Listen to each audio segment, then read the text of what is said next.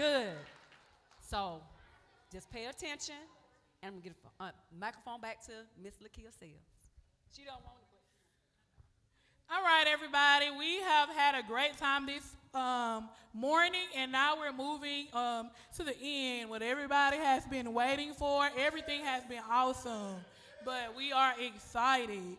So today, I stand before you to introduce our special speaker, Mrs. Stacy Abrams. Okay? She is a leader who has spent her life helping people and making a difference in communities. She's an author, a lawyer, a voting rights advocate, a former Georgia House Minority Leader. Many people also know her for running for governor of Georgia, where she inspired millions across the state to get out and vote. She has worked hard to make sure everyone's voice is heard, especially young people like us who are represented here today.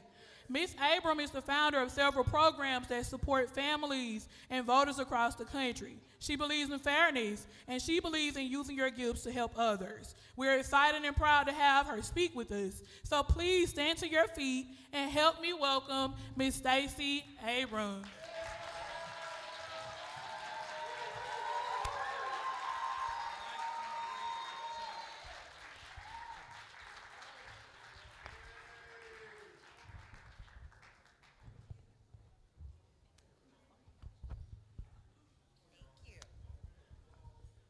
Oh, please don't leave. I know, I'm just teasing him. I'm just teasing him.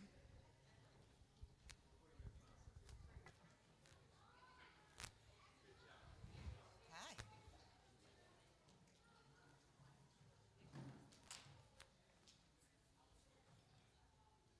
Hi. Thanks for having me. I was just in DeSoto, and I heard that there was this amazing group of young people here in Americus, and I had to come by and say hi. And I heard there are two numbers I'm not supposed to say. I'm not supposed to, it's a 4, 5, no, 6, 7?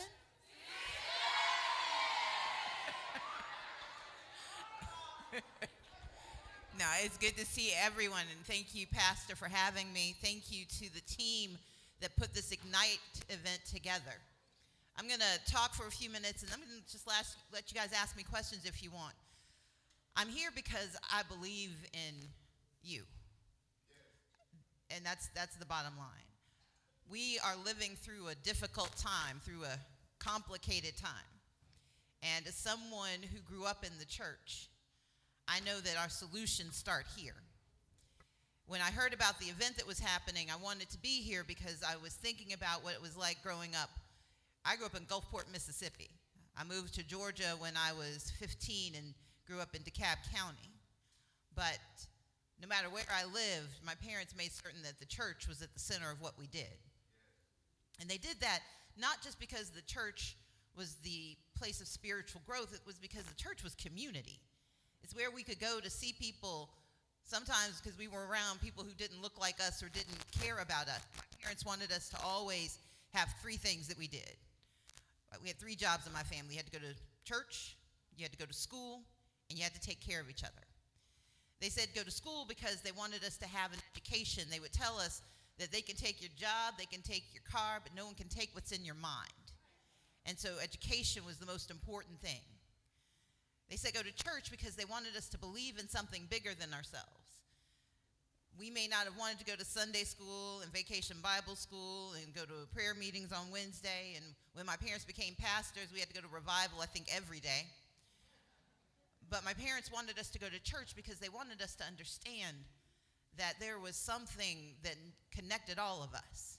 But in that connection, we were committed and responsible for being with other people. And then they said take care of each other. Part of that was the fact that I am one of 6 children. I'm the second of 6. So part of it was they just wanted free babysitting.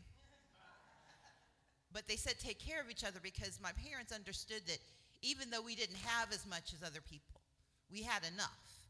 And my mom and dad would take us out to volunteer. And we would look at them and we're like, you guys do know we're poor, right? Like, we don't have any running water at home right now, or the lights got cut off. My mom would say, no matter how little you have, there's someone with less. Your job is to serve that person. My dad was more simplistic. My dad said having nothing is not an excuse for doing nothing. And so my parents would take us out to volunteer. And they would do it because they wanted us not to give to other people, but they wanted us to get from other folks.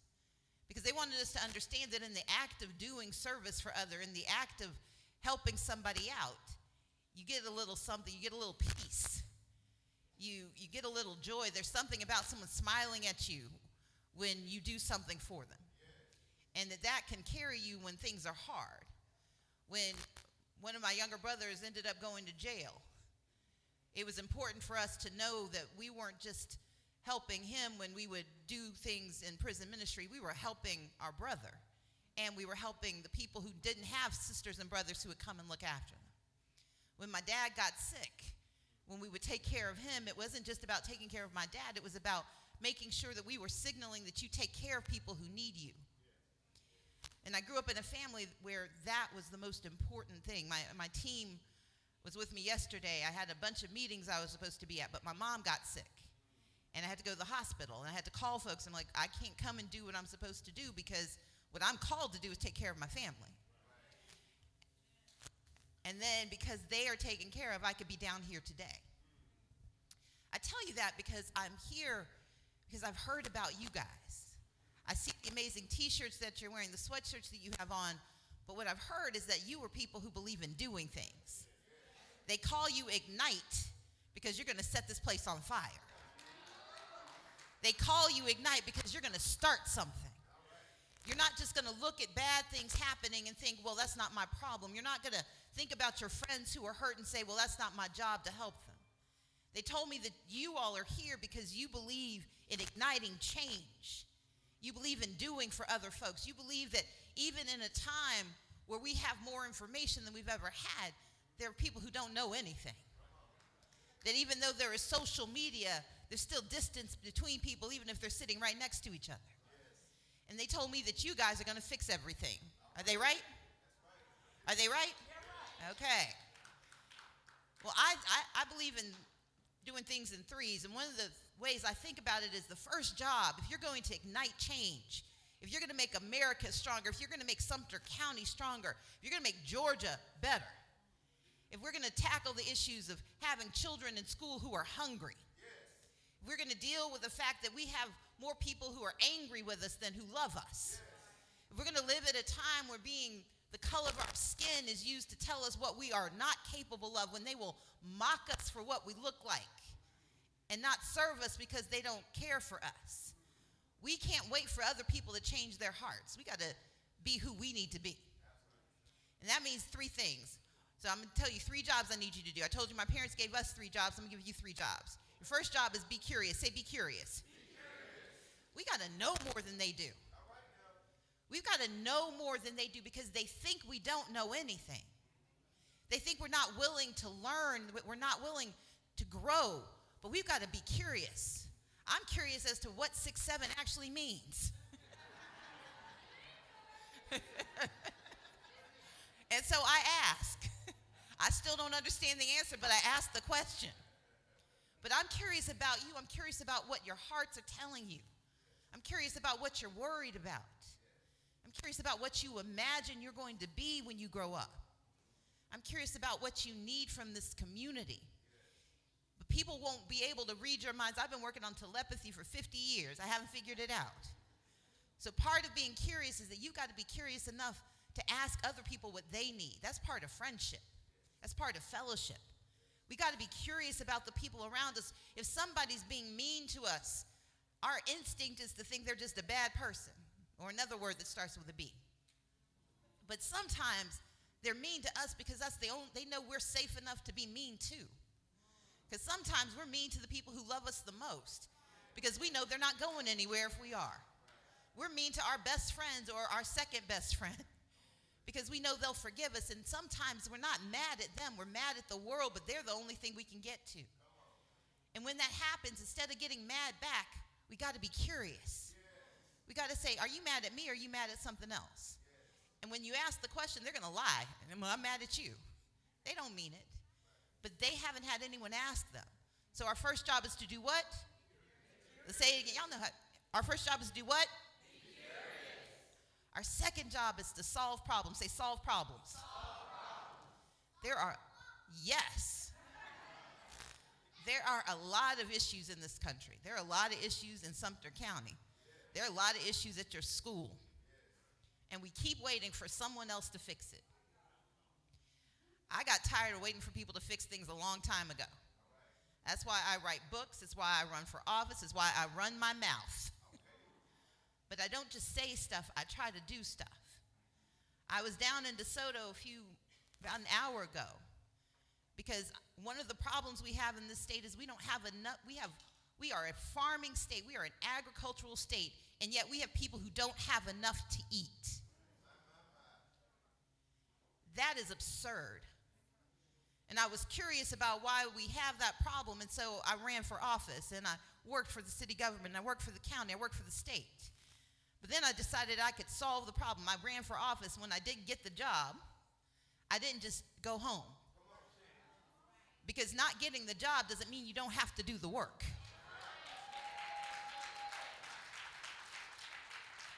And so I've been spending my time trying to solve problems, and I know you all see problems around you. You've got friends who you know need help. You've got folks that you go to school with who need you to speak up for them because they don't think they can speak up for themselves. And part of our jobs, especially when you're young, our job is to solve the problems for folks who don't think that they have enough bravery to solve it for themselves, who don't have the resources to do for themselves. So we were down in DeSoto handing out turkeys and handing out collard greens and giving out macaroni and cheese because we've got, in the nation that has more money than anywhere on earth, we have people who are hungry. And I want to solve that problem. I grew up poor. My mom used to call us the genteel poor. She said we didn't have any money, but we could watch PBS and we read books. But what she wanted us to understand is that our economics did not dictate our ethics. That what we didn't have in terms of monetary resources said nothing about what we had in our spirit and our soul and our minds. And so I've spent my life trying to solve the problem of poverty. I think poverty is immoral. I think it is economically inefficient. I think it is solvable. But we've given up on solving the problem of poverty. We've given up on solving the problem of people not having enough to eat, not having a place to live, not having what they need to take care of themselves. But I'm looking at you guys. I know there's some older people in this room, but I'm looking at the young people, except for the ones walking out on me right now. I'm teasing y'all. It's okay. But we've got to be willing to solve problems. And you all y'all are smart. I've heard that y'all are some of the smartest young people they have seen come through Sumter County. And I'm here because I need y'all to start solving the problems of Georgia. You don't have to wait to get permission. You don't have to wait to be older. You guys have ideas, and I need you all to tell adults what you know. And I need you all to come up with ways to solve problems. So our first job is to what? Our second job is to do what? And our third job, which is the most important, is we've got to do good. Say, do good. Do good. We're in the house of the Lord for a reason. And despite what I hear some people saying, sometimes I think I have a different Bible than other people. Because I hear them using the Bible to justify some mean things. I see them using the scriptures to excuse not doing the work of the Lord. My Bible's missing a few of those pages. Because the Bible that I read, the Lord that I worship, told us to do good. He said, look after the least of these. He had parable after parable. His son Jesus had parable after parable about serving the stranger. Living in a time where we are kidnapping immigrants is antithetical to the story of the Good Samaritan. There was room at the inn in the stables. But that wasn't the fact that they had no room in the inn for the Lord was not an excuse to deny people housing. It was an example of what happens when you don't know who you're not giving shelter to. And we have to understand that we've got to do good, especially when it's hard. We have to do good when it's expensive. We have to do good when we don't like the person we're doing good for. We've got to do good when it's somebody who was doing wrong to us. I don't know how many of you are watching what's happening in the world around us. We got a lot of people who don't believe in doing good anymore. who think that making enough money gives them an excuse to being as mean as they want to be, who think that having a little bit of power and a title is an excuse for hurting other people. Folks who think that because of what they look like, that we shouldn't see what they act like. But doing good is about doing for others when it's hard. It's about serving others when we don't want to. It's about being tired of somebody and still doing what they need. Doing good when it's easy doesn't count. Doing good when it costs us something, that's when it matters. That's what the Lord taught us, because he gave his life to do good. He's not asking for our lives. He's just asking for our energy and our commitment. He's asking for you all to ignite yourselves to do good. So our first job is to do what? Second job is to do what? Third job is to do what? And if you will do those three things, you will ignite the world. Thank you so much.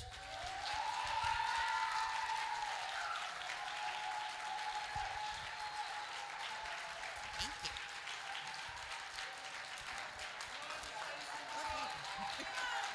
No. Yeah. Thank you. Thank you, guys. Okay. Any questions for me?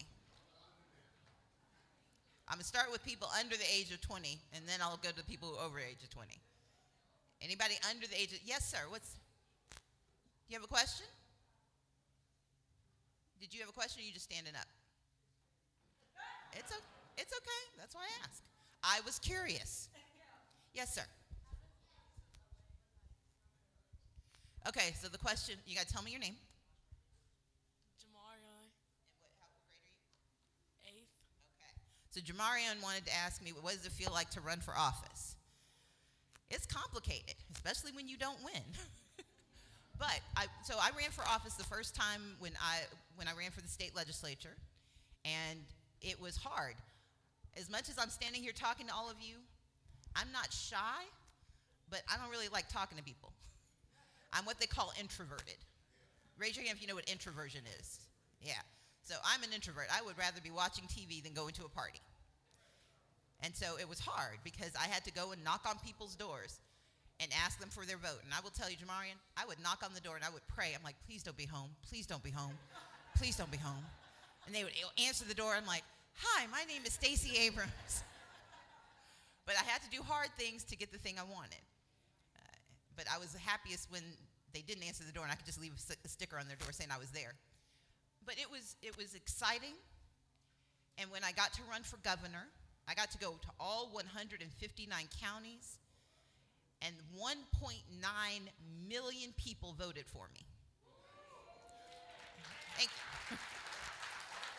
However, 2 million people voted for the other guy, so I didn't win. But it was only about 55,000 votes between us. But what I think is important about your question was not just what it felt like to run, what it felt like when I didn't win. It was hard. I mean, raise your hand if you've ever lost something. Raise your hand if 20 million people saw you lose. Okay. In 2018, I was the most Googled politician in the world. Yeah, that meant, well, thank you. But that also meant I was the person who lost. The most people saw me lose.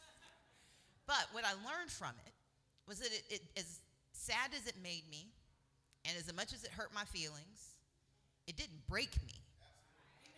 And sometimes we don't try hard things because we're afraid of what's going to happen if it doesn't work. Raise your hand if you've ever not done something because you didn't think it would work and you thought you might be embarrassed. Well, I'm proud of everybody else, yeah. And so, yeah, sometimes we don't let ourselves try because we're afraid of what happens if we don't get it. I didn't get it, and instead I was able to sell 100,000 books. I got to be on Star Trek. But more than anything, I got to start an organization, 3 organizations actually, that have done a lot of work to help people across the state of Georgia and across the country. And what I realized is that not getting the job, I still wanted the job. In fact, I wanted it so much I tried again and didn't get it a second time. But the second time, I knew how to lose well. Because people try to teach you how to win, they never teach you how to lose. But losing is a skill. Because there are a lot of people who lose, and that's all they remember. They just remember being a loser. I'm not a loser. I'm someone who lost. When you're a loser, that defines who you are. That's like saying I'm tall, or I'm black, or I'm a girl. I'm not a loser. I'm someone who lost an election, but learned how to win other things. And that's the thing that's important.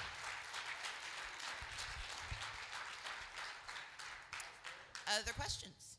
Yes, ma'am. And then yes, sir, and then yes, sir, and then yes, sir. Okay.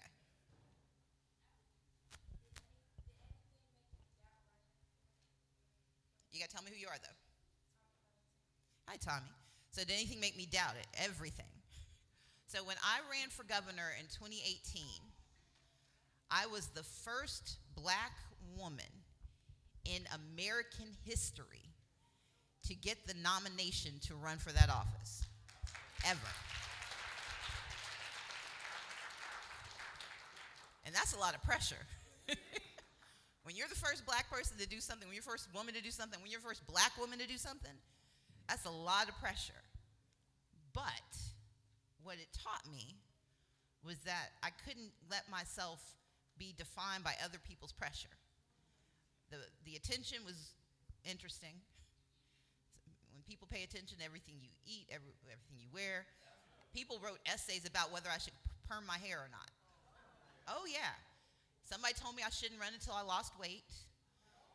Someone else told me I needed to wait until I found a man. I mean, look, exactly. Look, yeah, people have a lot of opinions, and they don't mind telling you about it on Instagram and Twitter and TikTok. But here's the thing. I don't regret doing it, and what I appreciated about it was that I got a chance to understand how strong I could be. I didn't change my hair. I didn't change how I dressed. I didn't decide I had to wait until I looked like what they thought I needed to look like, because some people said I was too dark. There are a lot of folks who said I was too dark to run. And I wasn't about to, I'm not going to make fun of him, but I wasn't going to change who I was to be who I need to be.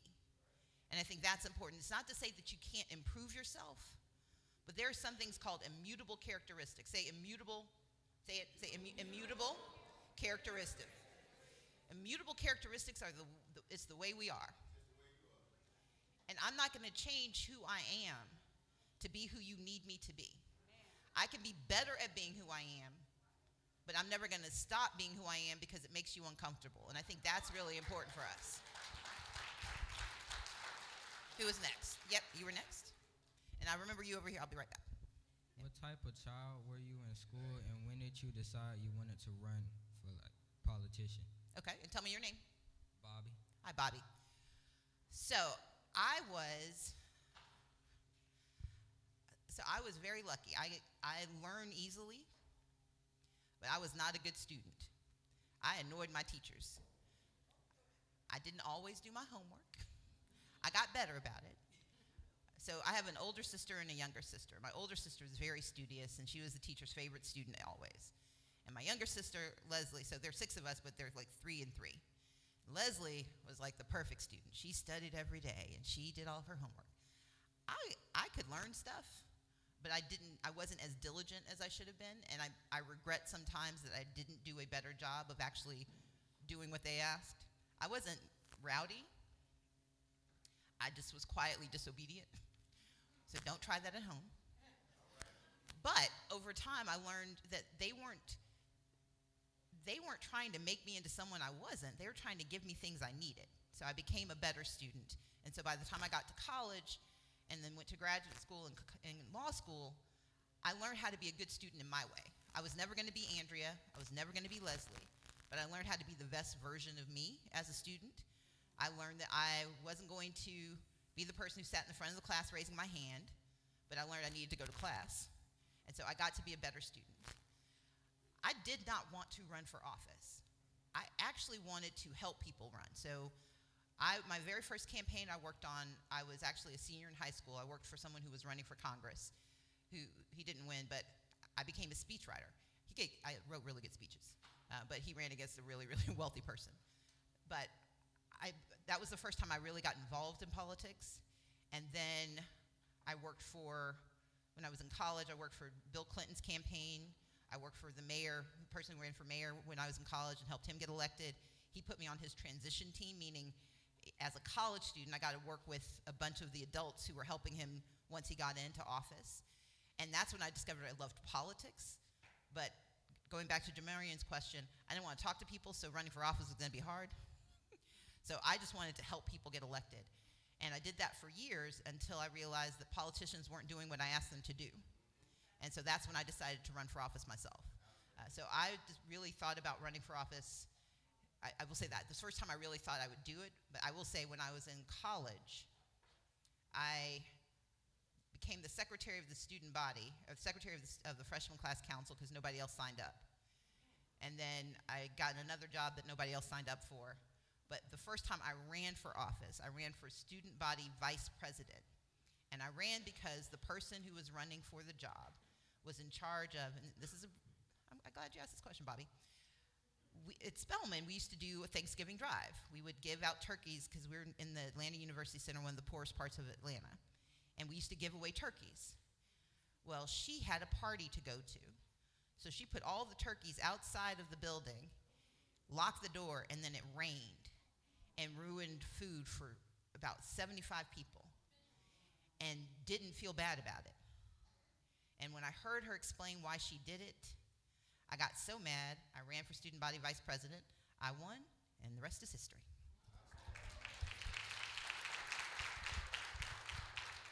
You guys stand up and be really loud. I got the microphone right here. I'm coming.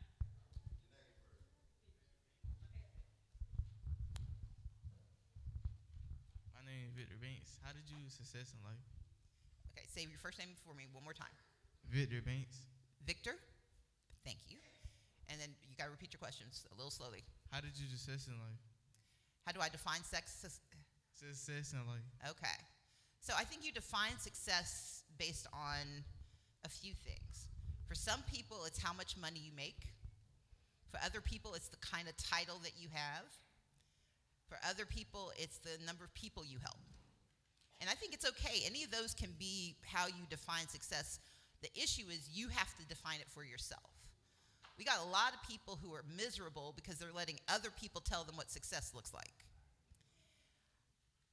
As I mentioned, I've tried for jobs, for big jobs, big titles that I didn't get.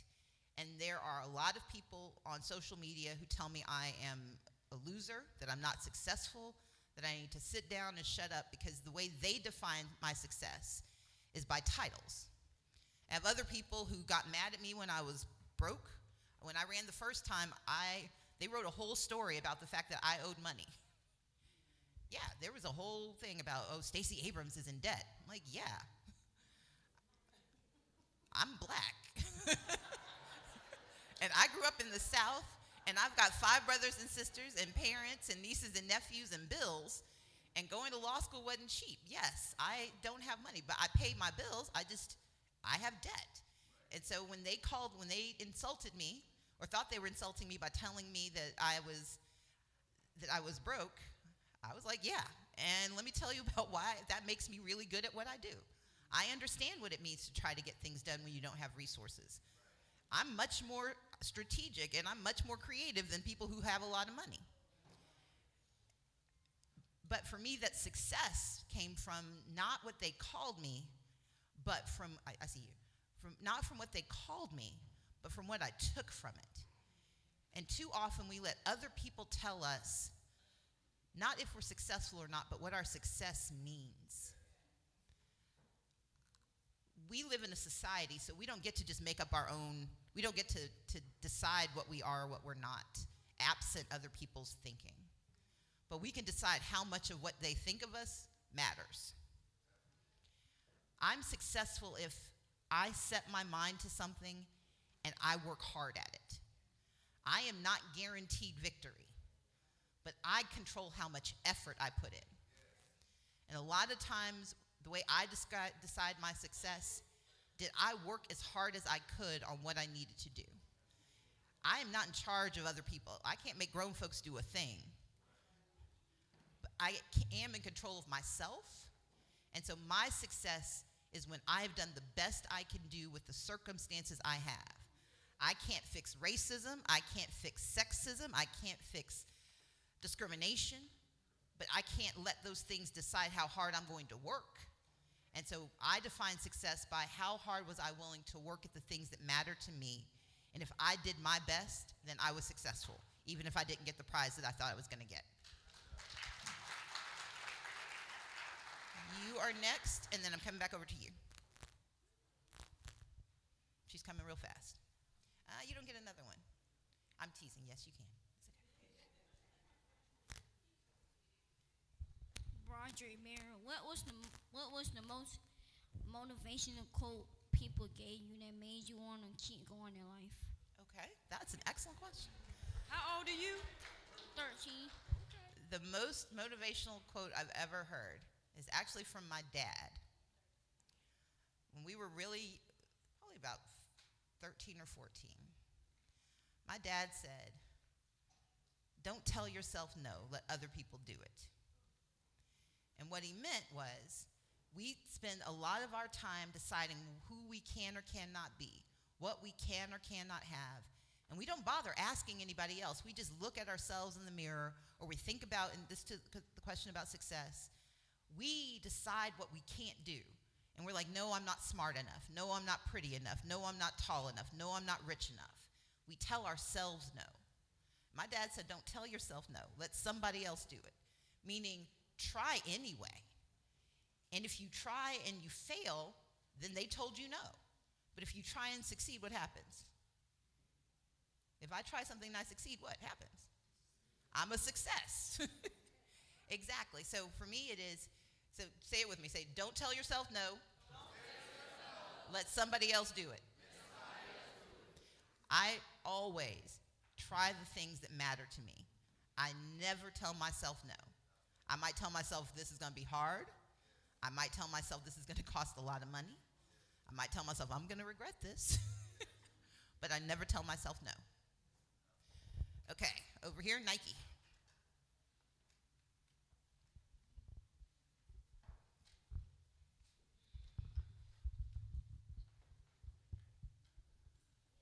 My name is Daniel. Hi, Daniel. How did you feel when they talked about you and you spent your hard time on it? Yeah. So it hurts. It hurts a lot to have people tell you, before you wander away, there's somebody else over there. And then Jamarian, I'll come back to you in a second. Am I saying it right, Jamarian or Jamarian? What do you call yourself? Jamarian, okay. It is very hard to be told that you're unattractive. So I have a gap between my teeth. You may have noticed it. Thank you. So when I was growing up, number one, my parents were poor. We couldn't afford an orthodontist. But more importantly, my mother has this gap. And my grandmother had this gap.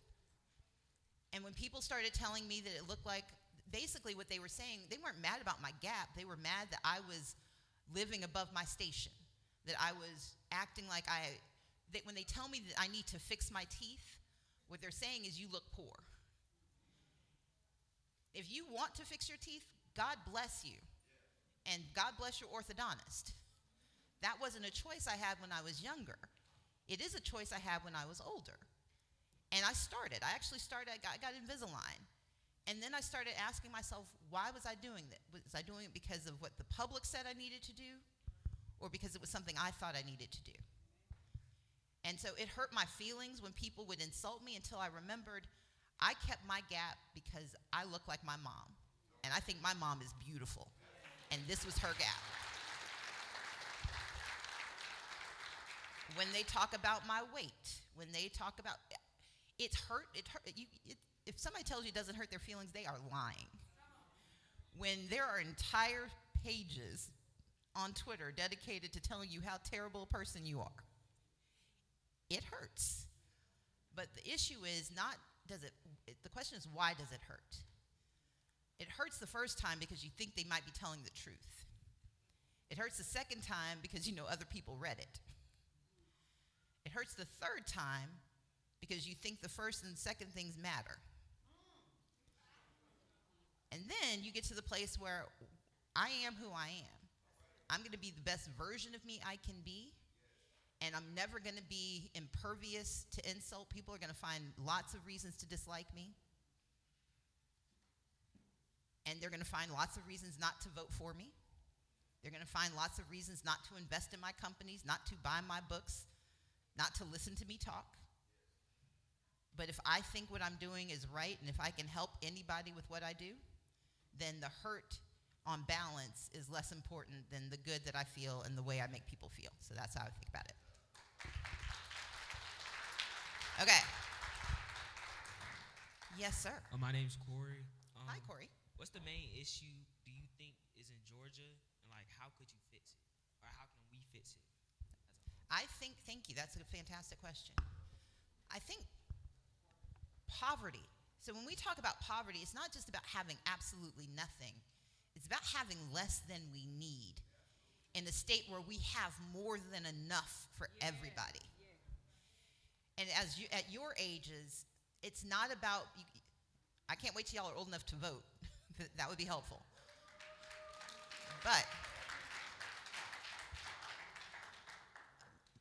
But people make terrible choices because they don't have enough.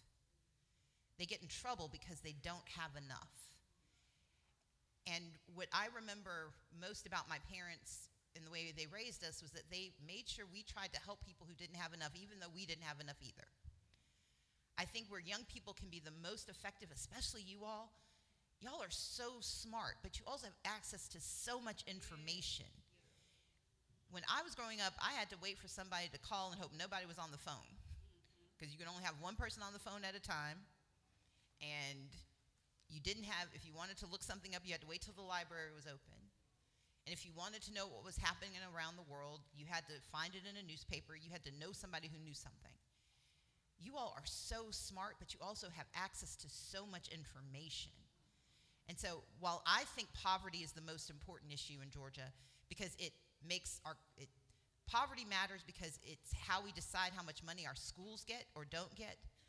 It decides the kind of education you get, the kind of health care you get, the kind of food you get, the kind of housing you get, the kind of job you can get, the kind of future you can have. And when we decide all of those things based on a decision you didn't get to make because you were too young, that's not right. So that for me is the main issue. But I would put that back on you and to all of you. I need you to decide, what do you think is the most important issue? And you don't have to solve the big problem, but what part of that problem can you solve? If you think that the issue is that someone in your school doesn't have enough to eat, then you can find out whether you can share your food with them. And if you want to be ambitious, you can find a church or an organization and say, can you help me feed folks? And if you do it well enough, you can decide to feed the whole county. I think it's so important that we decide what matters to us, and then you start small. You find the smallest part of the problem you can tackle, and then you build and you build and you build. But too often we think about the big problem, and we think the problem is so big we don't even start at the small pieces. I believe you start small and you grow. You pick the thing that matters to you and you do that thing. There's this movie called Everything Everywhere All at Once. It's a great title for a movie. It is a terrible mission statement. But we can all do something somewhere soon. And being young is not an excuse for doing stuff. You're in a room with at least 100 other people around your age, and if all of you decide that we want to solve one problem, y'all are smart enough, you know enough adults with money that you can get them to help you solve the problem. So that's how I do it. Thank you, Corey. I appreciate the question. Okay. I'm going to take one more question. Hold on, before I come back to you. Is anybody who hasn't asked a question have a question? Yes. And then you get the last question. It needs to be the most important question ever asked by humans. Okay.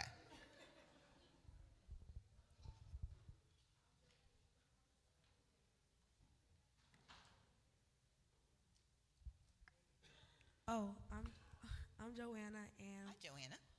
what are some of the challenges you faced in the office? Okay, so what challenges did I face in office? So when I was in the legislature, I was, my title for 7 years, I was called the minority leader. They call you leader because they want you to feel good. They put minority in front of it so you know you don't have any real power. Except the power you can get. And so one of my challenges was I had to work with people I did not agree with at all. They were of a different party. And when I became minority leader, I told you I've done a lot of firsts.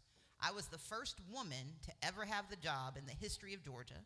I was the first black person to have the job in the House of Representatives. I was the first black woman to do any of this stuff. And that meant that if I was the first, that meant they'd never had to deal with it before. So I had to work with men, mostly white men, although I had some challenges with my own folks too, who didn't know how to deal with me. And so one of the challenges I had was getting people to take me seriously when I didn't look like what they were expecting. And one story I tell is that the Speaker of the House, he was in charge of the whole thing. Part of my job as minority leader was to go to him and ask for resources. So all of the members of my caucus, there were 60 people who were relying on me to get them the offices they needed, to get them the committees they wanted, to help their bills move. And I had a budget of $13,000. By comparison, so I was minority leader. My cohort, the other person is called the majority leader. So he gets leader and he gets the majority. His budget was $1 million. Mine was $13,000. So I had to go get some money. And I went to see the speaker and I said, so people were like, well, how are you going to get him to give you more money? And what are you going to do? And I was getting all kinds of advice, and people had all these strategies. And I thought, well, what is he not expecting? I walked into his office, and I said, what do I need to say to you to get you to give me what I want? And he looked at me just like you did, Joanna. He was so surprised, he started laughing. He said, well, I didn't expect that. I said, well, what's the answer? And he just kind of looked at me, he's like, you're serious? I said, yeah, you know what I need. I can't read your mind, so what do I need to say to you to get you to give me what I need? And he was so surprised. He said, well, he was like, what are the main things you need? And I came with, I had my Pinto plan, so anybody older than 25 understands. I had a Pinto plan, a Honda plan, and a Cadillac plan. And I told him, here's my Pinto plan, and here's my Honda plan. I knew I was going to get the Cadillac. But because I asked him the way I asked him, I got my Honda plan, and I got more money than anybody in my job had ever gotten from him. There you go. Okay, since you now work with me, come on up here and ask me the last question. How did it feel? Have you ever had somebody that you known tell you that you couldn't make it? I had 2.1 million people tell me that. No. Okay, so I appreciate that. That was a very good question, and it's a great question to end on. When I first decided to run for governor, as I told you, there had never been a black woman who had ever gotten, not the job, they'd never even gotten the nomination. So when you're running for office, you know, when Kamala Harris became the nominee, you basically have to get the permission of your party to put your name on the ballot to run against the person from the other side. Not only had there never been a black woman to get the job, there still hasn't been a black woman to get the job, there had never been a black woman who'd gotten far enough to get her name on the ballot. And I remember calling one of my best friends, someone I'd known for 10 years, and she had invested in me when I ran for the state legislature. She held an event for me when I became the leader, and I called and I said, I would love your help. And she said no. And I said, why? And she's like, Stacy, I think you're the smartest candidate. I think you're the right person for the job, but you're a black woman. And I was like, I know. But despite everything she knew about me, despite watching me succeed time after time, despite the odds, she did not believe in me enough to help me. And that broke my heart. I was in California. I was actually out there to raise money, and I was sitting on a bench in the park in San Francisco. And I nearly cried because this was somebody I relied on, someone I trusted. And she, knowing me, could not see potential in me. And I thanked her for her time. We've spoken one more time since then because she called me after I won the nomination to say, "Oh, I was always with you." We have not had a conversation since that time. I'm always polite, but look, when people tell you who you are, what do? You believe. If they tell you who you are, you believe them. And exactly. So that was the hardest one. That was an excellent question and a great way to end. When people tell you who you are, believe them. But as our friend also said, don't tell yourself no. Let somebody else do it. Let's try that again. Don't tell yourself no. Go out and ignite the world. Thank you, guys.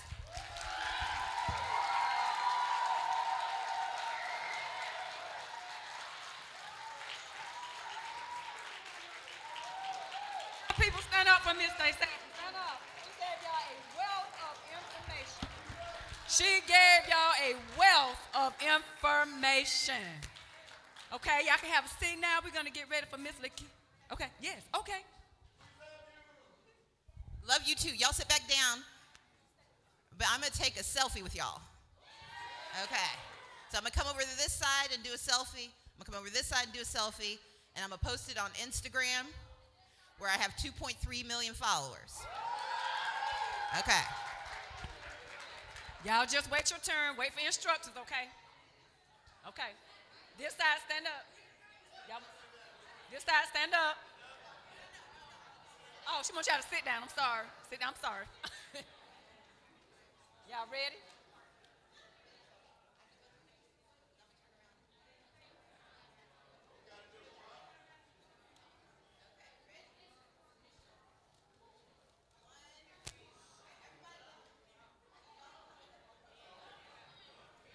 This side, slide over. Slide over. Yeah, slide over.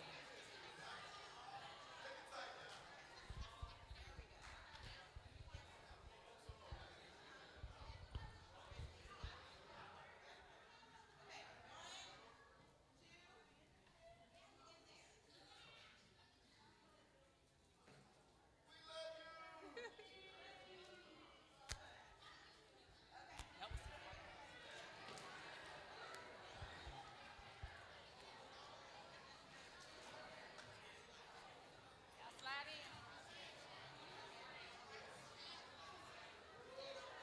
Time. Right behind you. Cover. Cover. Behind you. Keep. I was trying to get her to come.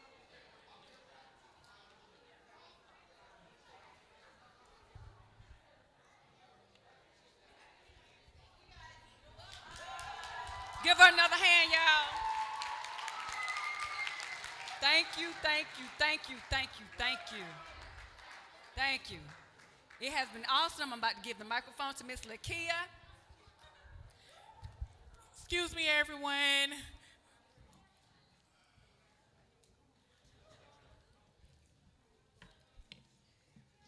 First of all, can we give her another round of applause? It was an awesome, awesome, awesome message.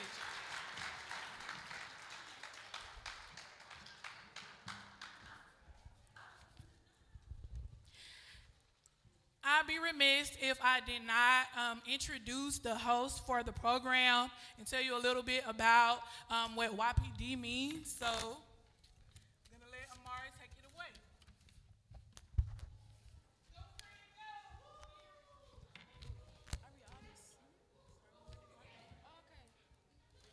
What is YPD? And sorry, y'all. Good afternoon. YPD is the Young People's and Children Division. Is the youth organization of the A.M.E. Church. It develops young leaders through service, faith, education, and community involvement. YPD is for ages 22 to 26. It's for youth ages 2 to 26 years old. The YPD is under the leadership of the Women's Missionary Society, provides meaningful youth training programs, and opportunities for leadership experience. What the YPD does. The YPD does community, service, and volunteer projects, leadership development, workshops, rallies, and youth conferences, mission work, spiritual growth, and Christian education, fellowship with other young people locally across the area within the conference through the said State of GA, and connectionally. Who can join? YPD is separated into different age divisions. Youth ages 2 to 26 can join. Mother Sunbeams, ages 2 to 26. Yeah, I said that. Ages 2 to 6. Allen Stars, ages 7 to 12. Youth Auxiliary 13 to 17. Young adult ages 18 to 26. So today's youth rally was sponsored by the Eastern Area YPD. Amara just kind of told you what YPD is and how this event was made possible. Also, there's a couple of names. Sorry, y'all. Of course, we're in the church, so we have, some protocol. Again, I am Lakia Sales. I am the Eastern Area YPD Director, but I'm also going to turn the floor over because we have with us our conference YPD Director, Ms. Donna Chambers, as well as our conference YPD President, Ms. Michaela Myrie. And we wanted to be able to give you information on what YPD is and how this event was made possible and tell you about other things that we do. Another thing Amara didn't get to mention is we would like for you to follow us on Facebook, Instagram, and TikTok at Eastern District YPD to stay up to date on other events we're hosting and different projects we'll be working on throughout this year. Good afternoon. My name is Donna Chambers. I am the Southwest Georgia Conference YPD Director. My president is in here somewhere. We just bring you greetings from the Southwest Georgia YPD. I just want to congratulate Ms. Sales and the Eastern Area YPD on the great job you guys did today on hosting this rally. It was very amazing, outstanding, and I was so glad to see all of the children engaged. Thank you. Thank you. We also acknowledge our WMS area chairperson, Mrs. Anderson. We're grateful to have her here as well. And last but certainly not least, we invited a couple organizations, and we would be remiss not to honor you all for showing up and attending today. First, the Sumter County High School basketball team, if y'all would stand real quick. Give them a round of applause because we know that young men could have been anywhere on a Saturday, but they chose to be in the house of the Lord today. So we're grateful that y'all came. Thank y'all. Y'all may be seated. We also want to honor the Sumter County Middle School Girls on the Rise mentoring program that showed up today as well, if y'all would stand. And we thank the sponsors, Mrs. Hambrick and Ms. Allen. And we also thank the varsity basketball coach, Coach Jim Wright. We appreciate you all for coming. Okay. Another organization that we invited is the Americas Alumni Chapter of Delta Sigma Theta Youth Initiatives. If y'all would stand, we appreciate y'all for showing up today, and we appreciate all of the support for being present. And we're grateful that you all attended. And certainly last but not least, because if we did not have a building, we would have anywhere to host today as well. But before we do that, we forgot, we heard some amazing singing today by the Sumter County Middle School Chorus. So if you all would stand as well. Speeding kind of fast. Thank you all for coming, and the singing was awesome and phenomenal. We appreciate you all for sacrificing and being here today. Thank you all. And the chorus is under the direction of Ms. Covington. And like I said, phenomenal job. One more, of course, like I said, if we would not have had a host church, we would not have been able to have this event on today. So, of course, can we give Allen Chapel A.M.E Church a round of applause for the amazing hospitality for hosting us here today.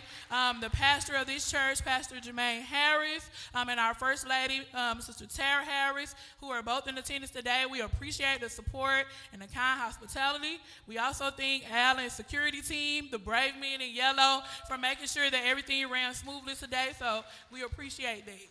And I know y'all tired of hearing people talk, but I do have two more things. We also have a quick synopsis or brief intro of an organization that's represented in the back, and I'm going to let her come and give us a few words about what her organization is going to tell you back in the back.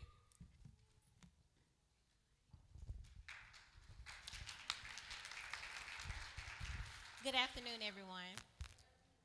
Good afternoon, everyone. There we go. All right, my name is Virgilia Edge. I am the Workforce Career Coach with Edgar Connects. We are a workforce development agency where we work with young adults, ages 17 to 24. We do career pathways and paid work experience.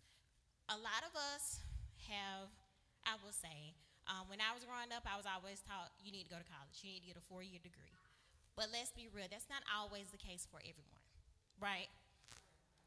We need to make sure that the students know what is possible and know that there are options other than 4 years. Now, I'm not knocking a 4-year at all because that may be your path or somebody else's path. But we are here to help you figure out and discover what it is that you would like to do. We have career pathways where we talk about soft skills. We help you write a resume, a cover letter, do things like that, because one thing, the things that are missing are soft skills. Those are what I like to call people skills. And we talk you through, we teach you about soft skills, we help you figure out what it is that you want to do, and then we partner with businesses to see if they will allow for that student or any students that we may have to gain some insight, firsthand experience, and we pay them. I'm an advocate for the program because I came through the program. If it had not been for Mr. Bobby Fuse and Miss Natasha Merritt, I don't think I would be. So when I say the program works, it works because you are looking at an example of what it can do. So if you have any questions, I'm in the back. I got some information. Y'all just come see me, okay? Thank you.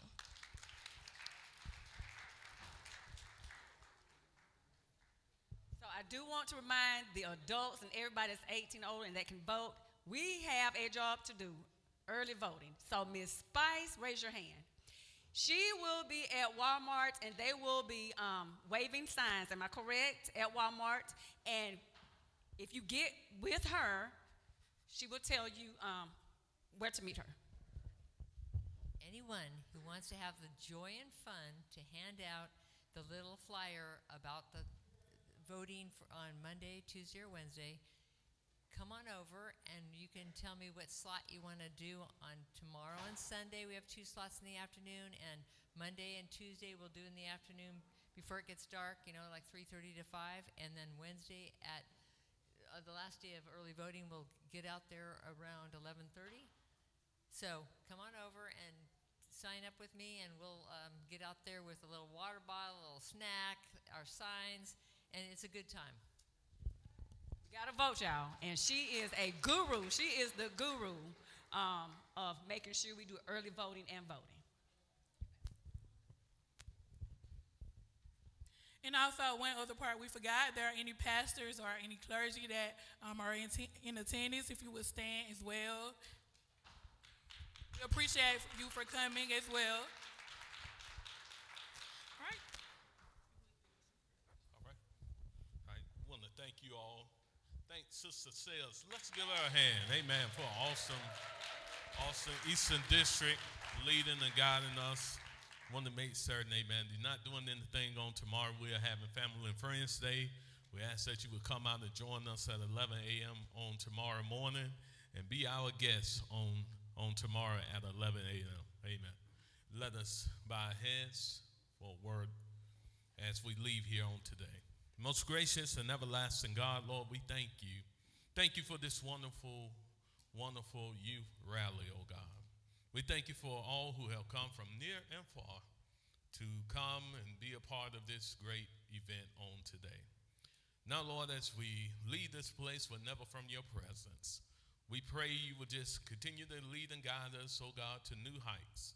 Continue to be with us, oh God, throughout this day and beyond.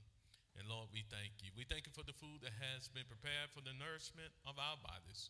We thank you for the hands that prepared it. And now, Lord, continue just to show us the way. In Jesus' name we pray. Amen. And before we go to the back for the closeout for lunch, we gonna finish off those giveaways.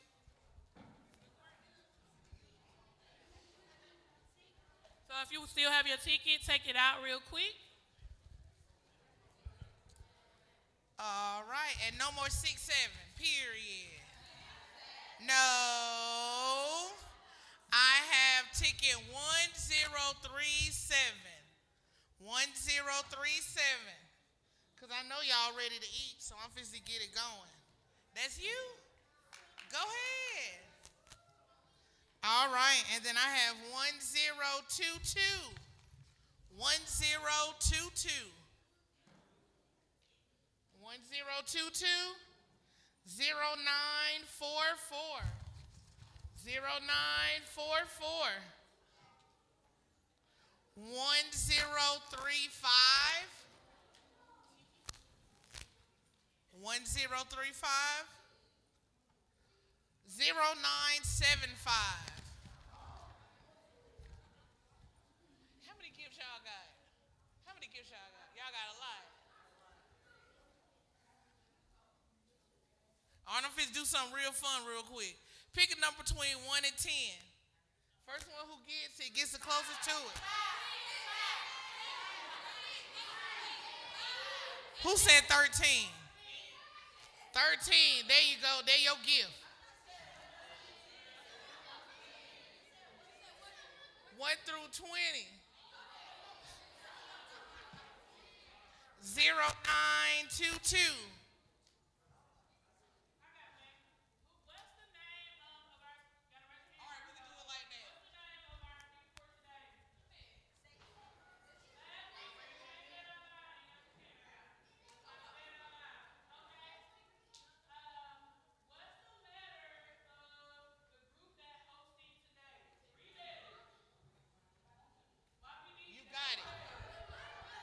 What is the name of the bishop's? What is the name of the bishop's first and last name?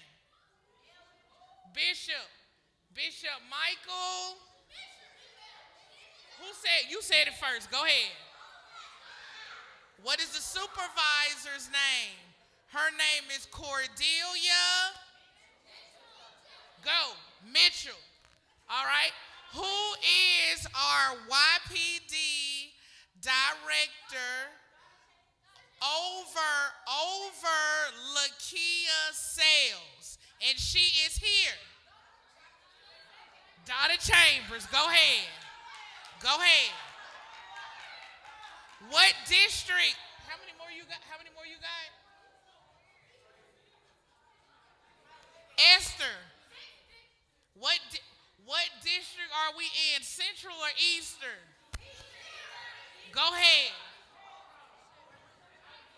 Tell them they can get it. Tell them they can get it.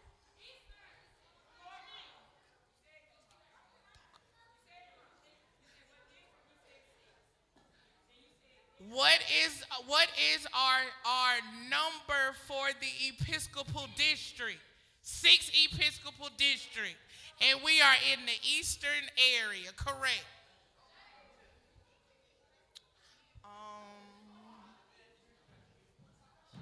What is the name of the YPD director? She's head up, head up.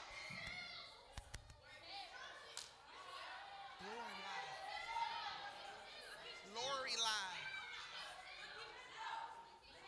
No, not sales, Lori Live.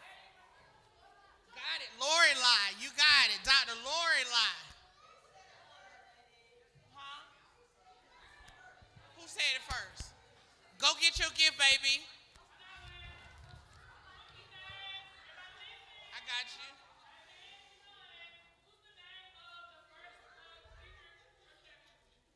What is the name of the first speaker for today?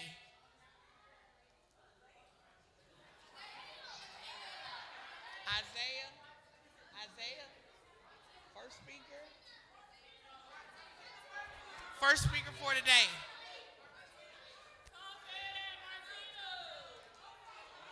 You got him?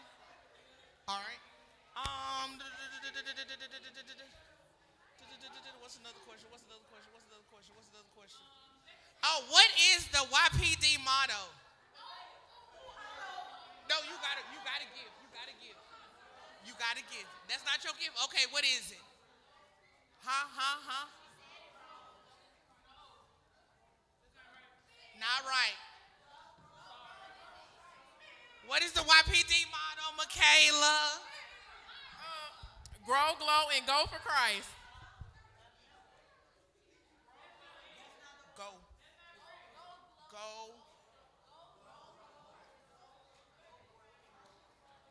Get your gift.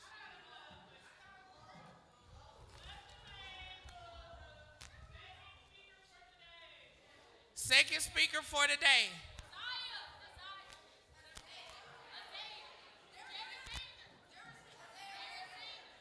Now, if you already got a gift, they don't need to. All right, who has ticket number 1031? 1031. Because I know a lot of people left. Okay, how many more you got? How many more?